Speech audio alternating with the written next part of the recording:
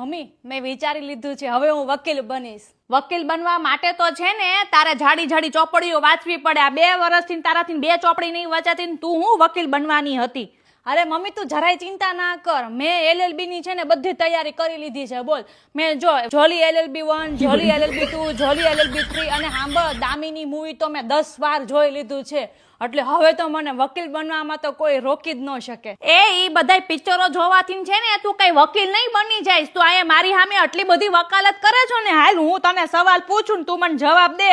જો તું એમાં પાસ થઈ ગઈ ને તો હું તને વકીલ બનવા દઈશ. હાલ તું મને એમ કે કોઈ પણ માણસ ચોરી કરતું હોય કે ગુંડાગર્દી કરતું હોય કે પછી કોઈકને હેરાન કરતું હોય બધી છોકરીઓને, તો તું શું કરીશ? લે મમ્મી આ તો કેટલો સહેલો સવાલ છે. ઈ બધાને તો હું તારી પાસે મોકલી દઈશ, 1 મહિનામાં સીધા કરી દેજે, જેમ તે મારા પપ્પાને સીધા કર્યા છે.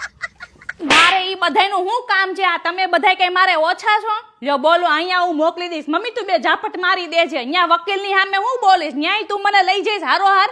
ભાઈ વકીલ બનવા માટે તો છે ને દિન રાત મહેનત કરવી પડે. આપણે સબૂતો ભેગા કરીને ઓલા જજને પાછા બતાડવાના હોતન, અને કોણ સાચું છે કોણ ખોટું છે એની માટે આપણે આંખ હોતન ખુલ્લી રાખવી પડે. પણ મમ્મી મેં તો એવું સાંભળ્યું છે કાનૂન તો આંધળો હોય. પણ તારી માં તો આંધળી નથી ને, કાનૂન વાળી થાતી તે. અહીંયા મારી સામે તો બાંધી નથી શકતી, ન્યા તો હું જજની સામે બાંધીશ. બોલો લ્યો, મને કે વકીલ બનવું છે. જા આમ છાની માની ઓલી 2 ચોપડીઓ વાંચવાની છે ને એ પેલા વાંચ તું.